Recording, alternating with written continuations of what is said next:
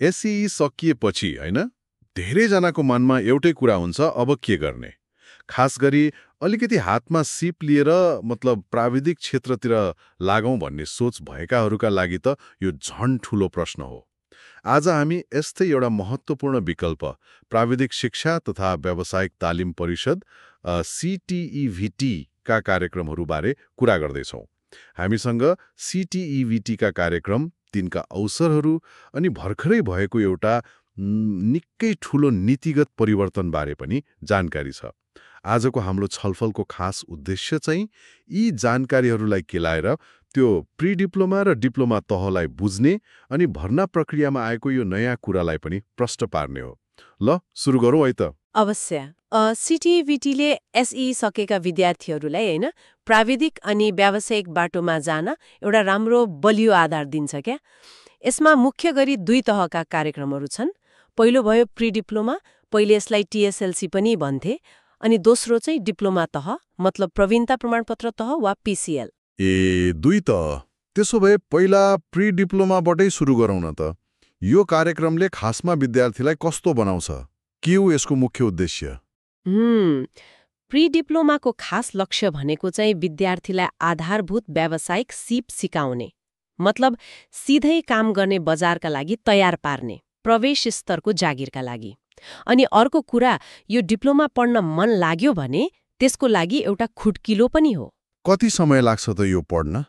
अनि कस्ता विषय हुन्छन्? उदाहरण दिनुस् न। सामान्यतया 15 महिनादेखि 24 महिनासम्मको हुन्छ यो। यसमा पढाइ मात्र होइन, OJT मतलब अन द जब ट्रेनिङ भनी हुन्छ, काम गर्दै सिक्ने। यसले गर्दा होइन विद्यार्थीले फिल्डकै अनुभव पाउँछन्। जस्तो इन्जिनियरिङमा हेर्नुभयो भने सिभिल, इलेक्ट्रिकल, कम्प्युटर सब ओभरसियर्स जस्ता। स्वास्थ्यतिर ANM, CMA छन्। कृषि, पशुविज्ञान जस्ता अरू पनि छन्। पहिले यसमा भर्ना हुन के चाहिन्थ्यो? प्रवेश परीक्षा थियो कि? अनि खर्च कति लाग्थ्यो होला? पहिले त एसई पास गरेपछि प्रवेश परीक्षा पास गर्नु पर्थ्यो। खर्च चाहिँ खै कलेज अनुसार अलिअलि फरक त पर्छ, तर मोटामोटी भन्नुपर्दा 55,000 देखि 65,000 रुपैयाँसम्म लाग्न सक्थ्यो होला। यो सकेपछि कि त सहायक स्तरको जागिर होइन, जस्तो असिस्टेन्ट सब इन्जिनियर, ANM, CMA जस्तो, कि त फेरि डिप्लोमा पढ्न जाने बाटो खुल्यो। प्री डिप्लोमाले त आधार बनायो, अलि गहिरो पढाइको लागि त डिप्लोमा भन्नुभयो होइन? त्यसको बारेमा पनि भन्नुस् न।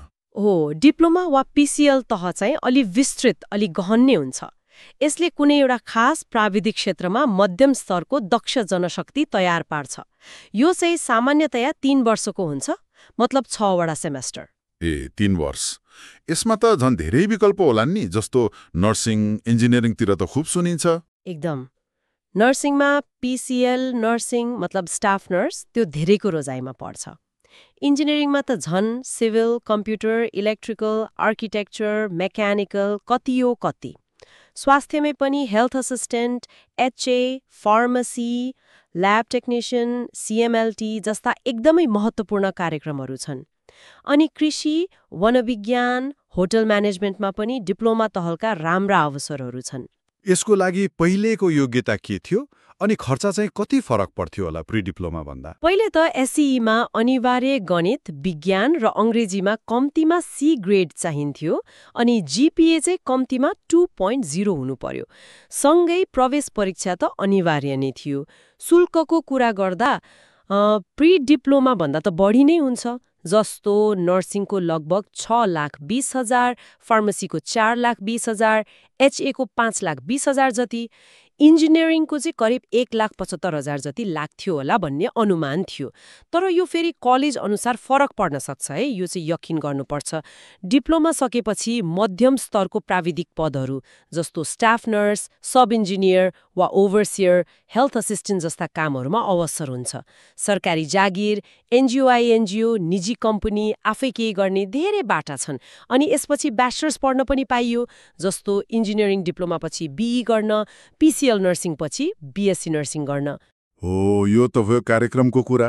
तर यहाँनिर एउटा एकदमै महत्त्वपूर्ण कुरा आएको छ नि, त्यो भर्ना प्रक्रियामा ठूलो परिवर्तन भयो, प्रवेश परीक्षा हट्यो भन्ने सुनिन्छ नि, के हो त्यो खासमा? हो, यो जानकारी अहिले सबैभन्दा महत्त्वपूर्ण छ।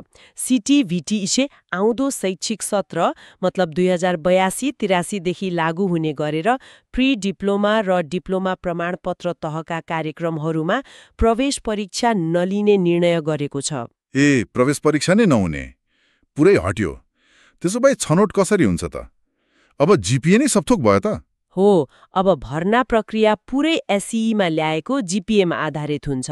विद्यार्थीले अनलाइन फर्म भरेपछि उनीहरूको जिपिए अनुसार मेरिट लिस्ट निकालिन्छ।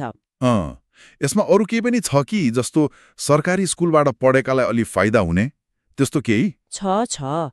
त्यो मेरिट लिस्ट बनाउँदा सरकारी वा सामुदायिक विद्यालयबाट एसई गर्ने विद्यार्थीले पाएको जिपिएमा थप 1.0 अङ्क जोडिन्छ अनि निजी मतलब संस्थागत विद्यालयबाट पास गर्नेको जिपिएमा चाहिँ 0.85 अङ्क थपिन्छ।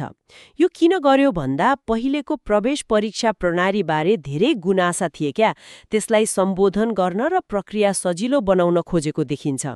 अनि अर्को कुरा, छात्रवृत्ति पनि अब यही जिपिए मेरिटकै आधारमा दिने सम्भावना धेरै छ।